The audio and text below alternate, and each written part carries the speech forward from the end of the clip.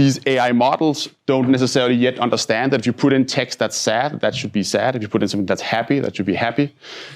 If you take that into video land, right? If you're doing a sales video, probably you want that to be more upbeat, more happy, more body language. If you're doing something like a very serious corporate HR video, that should be much more kind of dampened in the body language. We're making good progress on this. The examples we're going to play you here is just the voice, and then we'll see a video after. What you listen to here is, it's quite wild how these systems, if you train them with enough data, they actually learn to decipher how a specific piece of text should be performed in the right way. Just like a human actor, right, would be able to take any piece of text and perform it in many different ways. So if we start off here, you'll be able to hear this should sound a bit more kind of sad. God, today just hasn't been my day. Everything seems to be going wrong. And a cloud of disappointment hangs over me like a perpetual rainstorm.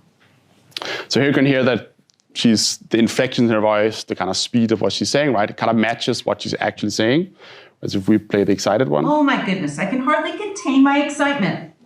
The mere thought of what's about to unfold sends a rush of exhilaration through every fiber of my being.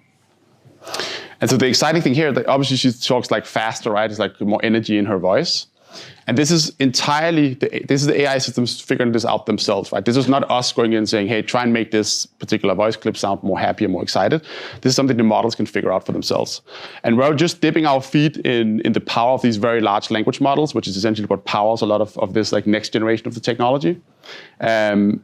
It's going to be incredible just how realistic this kind of content is going to become in the next couple of years. This is with an avatar on it as well.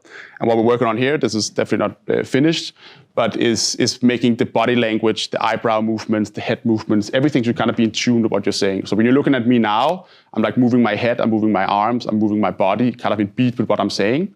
That's essentially what we're also trying to teach these systems, right? But this is incredibly complex. This is not something a human could sit down and write a formula for. This is something where we need to look at hundreds of thousands of hours of videos to figure out how does a human actually move, right? And to do some kind of model of how does what you say correlate with how your body should move. So let's try and watch this. God, today just hasn't been my day. Everything seems to be going wrong. And a cloud of disappointment hangs over me like a perpetual rainstorm. It's like the universe is playing a cruel trick, tossing obstacles and setbacks my way at every turn. The excitement I had for this day has fizzled out, replaced by a persistent feeling of being bummed out. So hopefully you get the point here. It's definitely not done, but this is like, even just this compared to what's on the platform today is a massive improvement, right? You start to actually sense some kind of like emotion and lifelikeness under this avatar. It also means we can start to put back in what we think of as like human music. So when we talk, sometimes we say and and we have thinking breaks and all this stuff.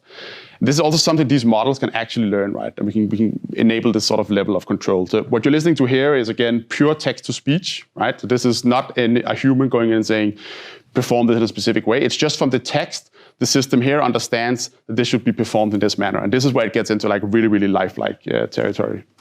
And I don't think doing text-to-speech is so hard. It's just, mimicking human traits.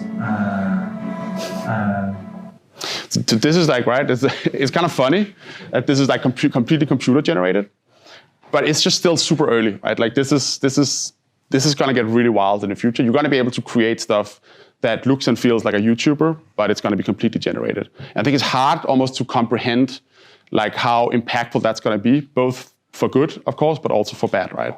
Like we're going to blow through the uncanny valley big time in the next couple of years.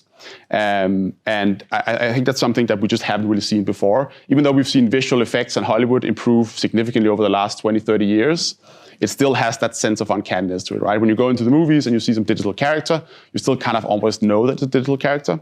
But with this advent of these kind of technologies, that is, I think, going to be a thing of the past.